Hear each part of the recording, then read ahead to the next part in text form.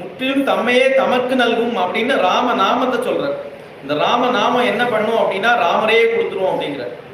ராமாயண பாராயணம் அப்படிங்கிறது என்ன அப்படின்னா, ராமர் இன்னும் எனக்கு கிடைக்கல, நான் பாராயணம் பண்ணிட்டு இருக்கேன்னா அவனை விட முட்டாள் ஒருத்தருமே கிடையாது. எப்ப ராமாயண புஸ்தகம் கையில கிடைச்சதோ அப்பவே ராமர் கிடைச்சாச்சு. அப்புறம் உனக்கு பிரத்யட்சமா வேணும் அப்படின்னு நினைச்சா நீ ராமாயண பாராயணமே பண்ணிட்டு அதுல இருந்தே வந்துருவார் ராமர். அதுதான் ராமர், வேற ராமர் தனியா எங்க இருந்தோ வருவார் நினைச்சுக்காதே அப்படிங்கிறது.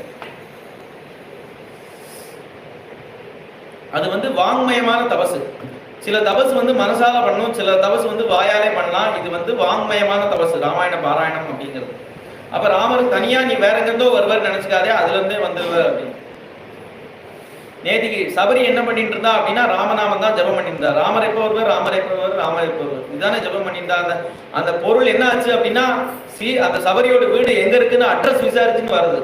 அப்படி வந்துருமா நாம அப்படி கூட்டி கொடுத்துருமா ராமரை.